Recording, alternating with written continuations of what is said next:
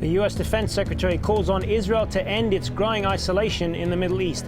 A wake-up call from its closest ally. But how should it respond? And what does it mean for Israel's neighbors in a region being swept by change? This is Inside Story.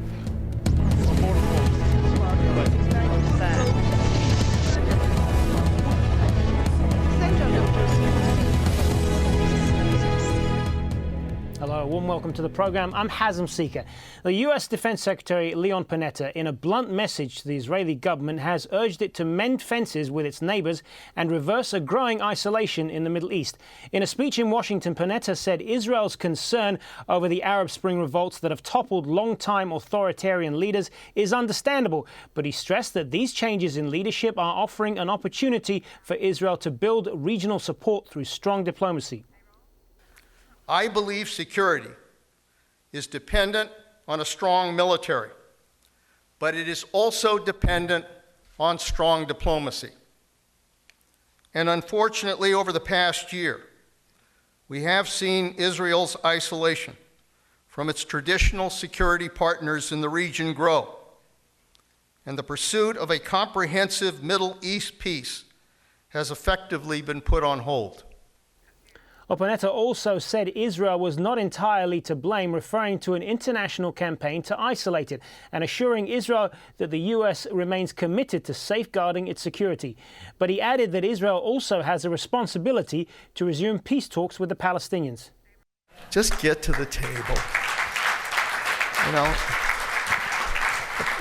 the problem right now is we can't get them to the damn table to at least sit down and begin to discuss their differences. You know, we all know what the pieces are here to a potential agreement. They've been talked about, they've been worked through. We understand the concerns. I understand the concerns of Israel. I understand the concerns of the Palestinians.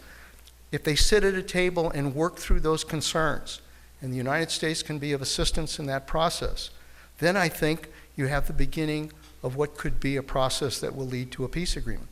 But if they aren't there, if they aren't at the table, this will never happen. Well, let's take a look then at some of the low points in Israel's relations with its neighbors and beyond.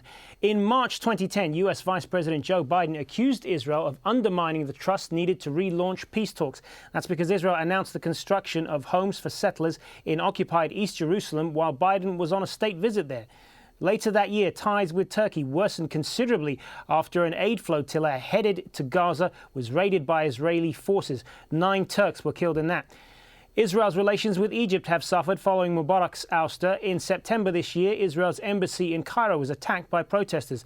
They were upset about the killing of 5 Egyptian border guards during an Israeli operation the month before. Also in September, angry over no peace talks with Israel, the Palestinians went ahead and submitted a statehood bid to the United Nations.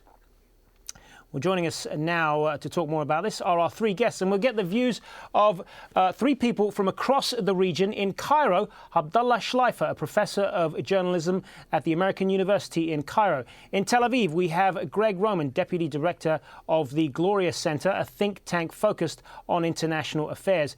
Mr. Roman is also a former official at the Israeli Ministry of Defense. And in Istanbul, we have Cengiz Aktar, columnist at today's Zaman newspaper. Good to have you all with us, gentlemen. Let's get the view from Israel first. Gregg Roman, I mean, I think it's probably fair to assume that the changes that have swept through the Middle East over the past year have largely been beyond Israel's control. And in a sense, Israel has a right perhaps to feel isolated right now.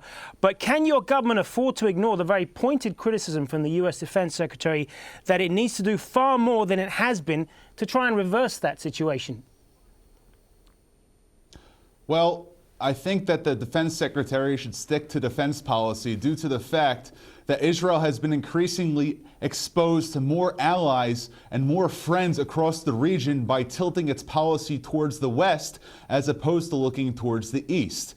If we look at the agreements that Israel signed only in the past month, energy sharing agreements with Cyprus, a new economic agreement with Greece, multilateral relations now being established with defense exercises with Romania, Bulgaria, and other countries, we see Israel now opening up more embassies in more countries than at any time ever before.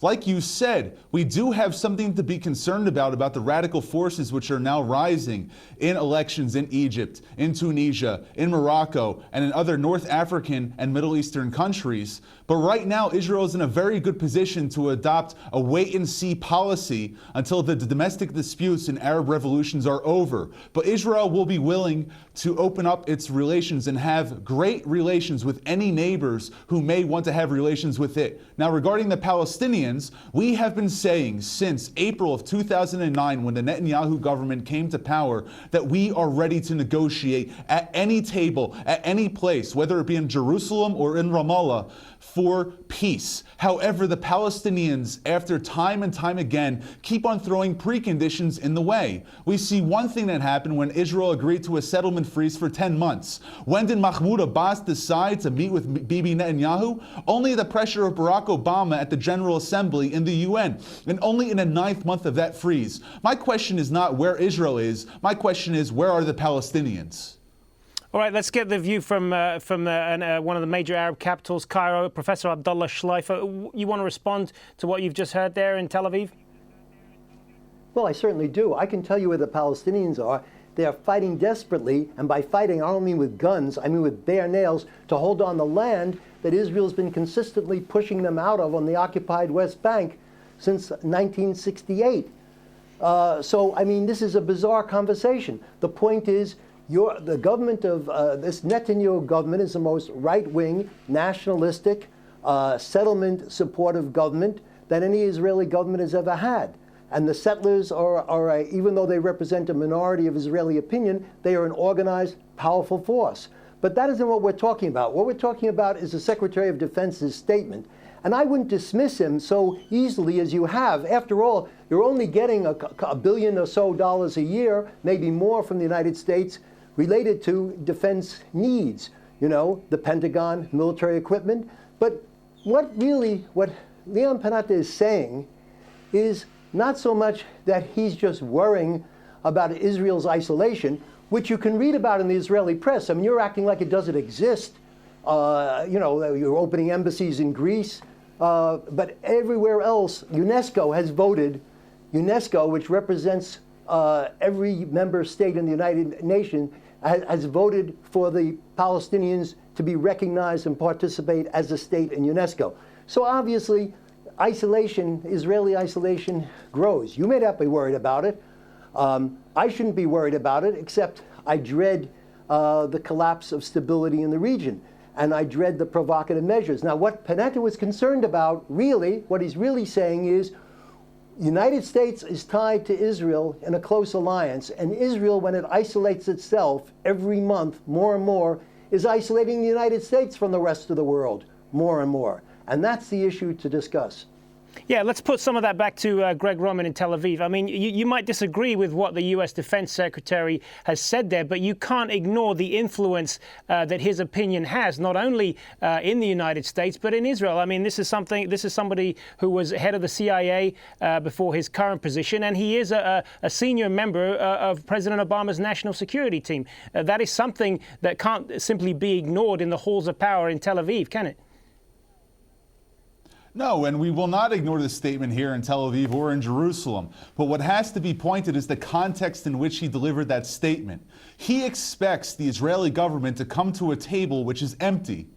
We have said time and time again, we are ready for peace. We only ask that the Palestinians accept no preconditions, as opposed to the Palestinians asking us to accept multiple preconditions. I mean, let's look at the history of the last 6 years. He says that Israelis try to go closer and closer to occupy more and more Palestinian land. In August of 2005, we had a process called disengagement, where we removed 9,000 settlers from the area of Gaza. And what did we get in return? 10,000 rockets falling on Israeli populaces in civilian areas. After then, in 2009, we tried to negotiate again, and they asked us for a settlement freeze. We did exactly what the West asked us to do, and what did we get in return? More intransience. Now, the real question what we have to ask here is, the context of Panetta's statements have to be seen in the following way. He was at a forum in Washington, D.C. called the Saban Forum, which was about U.S.-Israel relations. Now, he asks Israel, as I quote,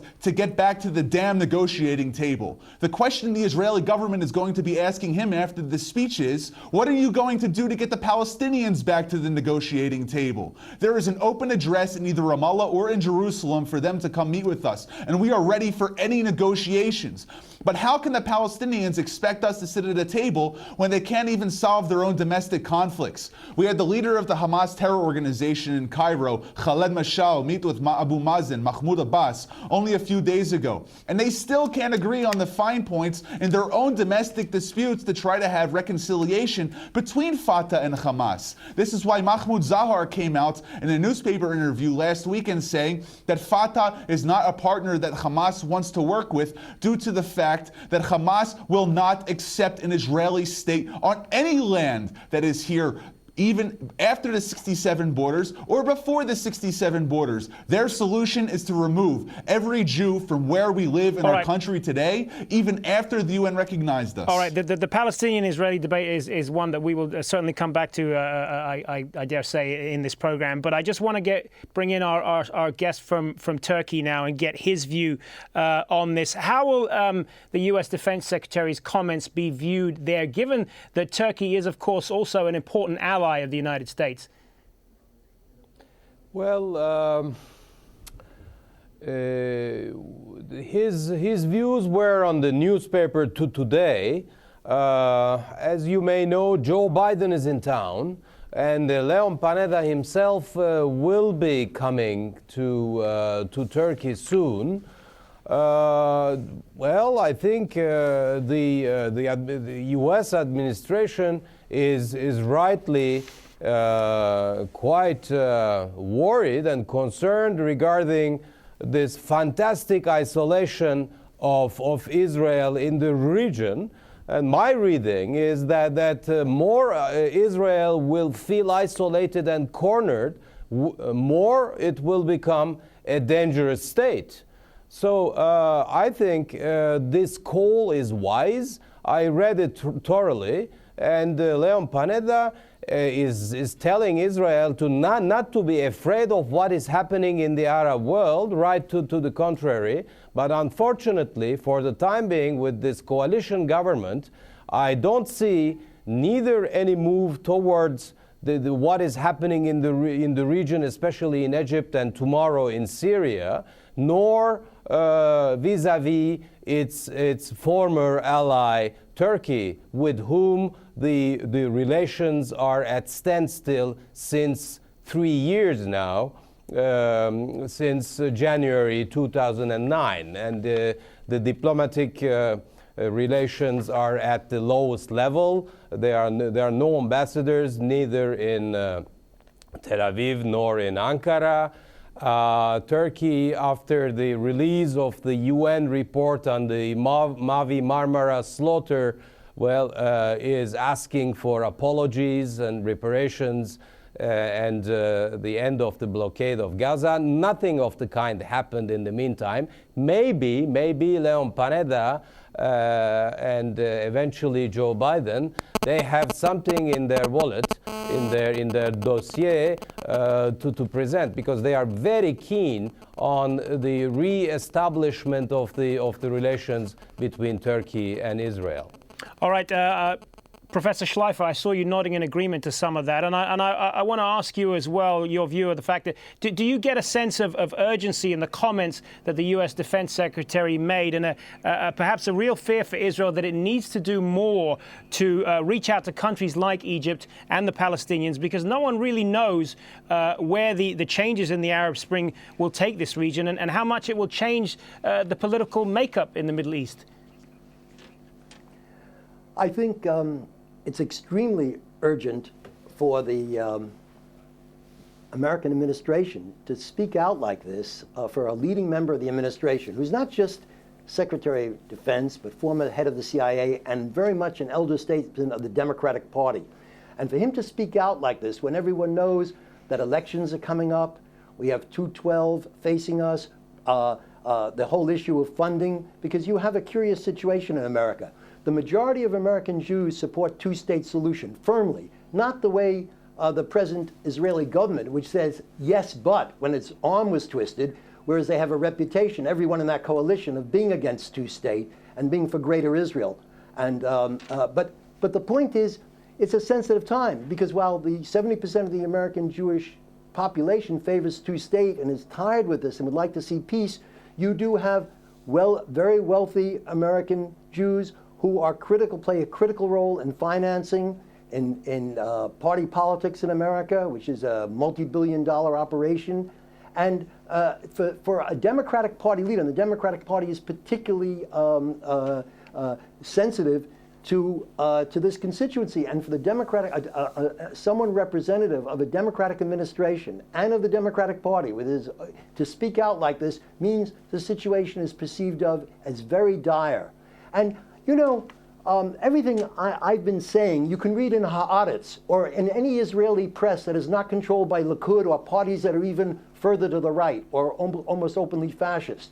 And two retired members of two top Israeli security chiefs who retired over the past year have commented in the Israeli press, however, weren't but for their presence, probably Prime Minister Netanyahu would have already led the Israelis into attacking Iran and setting off a regional catastrophe.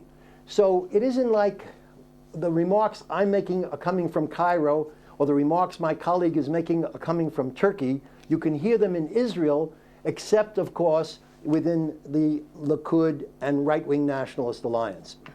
All right, let's get Gregg Roman to respond to some of that. And the recognition that there is an honest debate going on in Israel about what your government should do there, and the fact that it perhaps isn't doing enough. Right, and that's the beautiful thing about Israeli democracy. There's room for opinions on both sides. And as you can see in the spate of domestic legislation which has been coming forth, not related specifically to this issue, but we do have a very wide and open discourse and a very free press on debating these issues. Now, when it comes to political issues, for instance, negotiations with the Palestinians, reconciliation with Turkey and with Egypt, we've seen some positive moves in the past few weeks.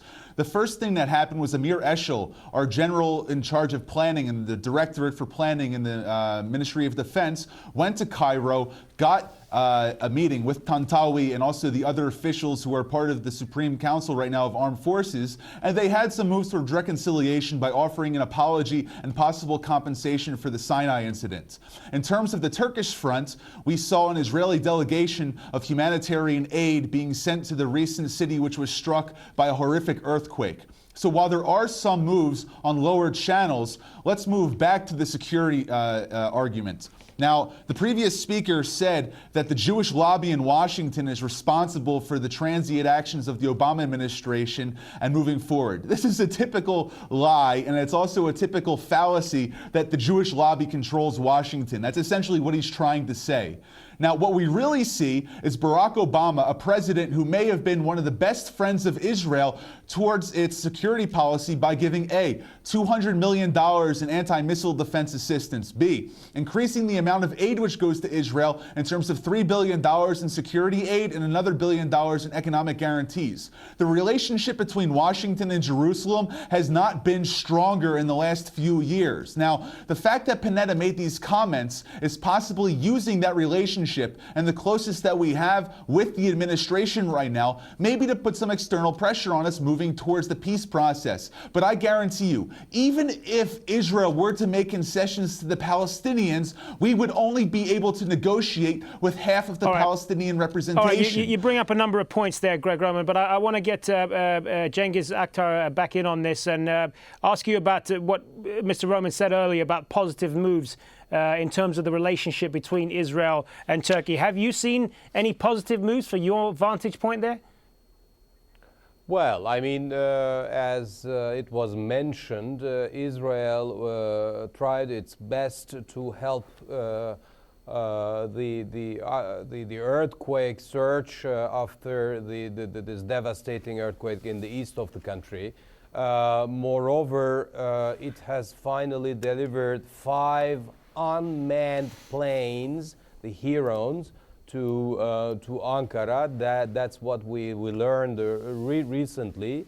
This being said, I mean, the relations between the two countries are really at the lowest level. And I frankly, as you mentioned in the beginning of the show, these moves towards establishing good relations with Greece and Cyprus, although it is fully within the rights of the State of Israel, are extremely irritating in Ankara. So because the so-called exclusive economic area in the south of the island of Cyprus, which is also very close to Israel's territorial waters, well, this is a very hot issue. And I would like to remind each and everyone that there are extremely sensitive reunification talks which are underway right now between the two parties on the island, the Greco-Cypriots and the Turco-Cypriots. So frankly, it is not the right time to make this sort of strategic moves, despite the fact that, I repeat, Israel, if it wants to establish good relations with non-Muslim countries in the region, it's right, of course. But frankly, this is not the way Israel will continue to coexist in the Middle East. All right, I want to get back to Professor Schleifer on this. Obviously, you're in a place right now where some major changes are going on right now with the elections in Egypt and the apparent popularity in the voting there from the Islamic groups. We don't know yet what kind of government is going to emerge in Egypt in the coming months, and whether it's going to be one that will be dominated by the military. But it's safe to assume that post-Mubarak, we're not going to get the same kind of compliant policy that we got towards Israel that we got under Mubarak. Is it fair to assume that? Yes, it's fair to assume that, and at the same time to recognize that anybody who is seriously involved in politics, and that includes the Muslim Brotherhood — I can't speak about the Salafists, I haven't really talked with them, but knows that nobody is talking about ending the peace treaty. What they are talking about is Egypt not simply being a knee-jerk supporter of whatever Israel wants to accomplish. And part of that is, it's very curious, but one of the remarks that Mr. Panetta made, which is sort of ignored in the American coverage, but The Guardian picked up it, is he said, quote, "Rather than undermining the Palestinian Authority, it's in Israel's interest to strengthen it by continuing to transfer Palestine tax revenues," which they weren't, but now have agreed to start again. That's my interjection. "And pursuing other avenues of cooperation." Now, somehow, does that mean that Washington is totally in the dark to this positive attitude that Israel has to negotiations, when he's suggesting they ought to stop trying to undermine the Palestine Authority? And I'll tell you, I can remember when on a Monday, Israel would say, well, we can't really deal with the Palestinians because they're divided. And when the Palestinians move towards not being divided, they say, we can't talk to the Palestinians if it includes a terrorist operation that wants to destroy Israel and doesn't want to negotiate. Now, let's go back a couple of years ago when Hamas and Fatah actually did get together and there was going to be a broad coalition, and Hamas said the position of the party, of Hamas as a party, is not the position of a coalition government. And basically they were saying that we give to this coalition government of Gaza and the West Bank, a Palestinian government, the right to negotiate with Israel and to deal with Israel. So even Hamas, which is not the sort of terrible ogre that is indicated, and when you quoted a Hamas official, quoted in the Egyptian press, your accurate quote, but you don't mention that he's on the outs with the Hamas leadership himself. So all I'm saying is, it's that the whole world sees things as white, and this present government, I won't say Israel, I won't say the state of Israel. I will say the ruling coalition in Israel sees the world as black. That unfortunately is going to have to be the last word, because we're out of time, but I'm sure we could spend a lot more time talking about it. Thank you to all three of our guests, Abdallah Schleifer in Cairo, Gregg Roman in Tel Aviv, and Cengiz Aktar in Istanbul. Many thanks for your time. And that's it for this edition of Inside Story. Remember, you can also join the conversation online. Just send us your thoughts on this and any other topic at InsideStory@aljazeera.net. I'm Hazem Seeker. Thanks for watching. We'll see you next time.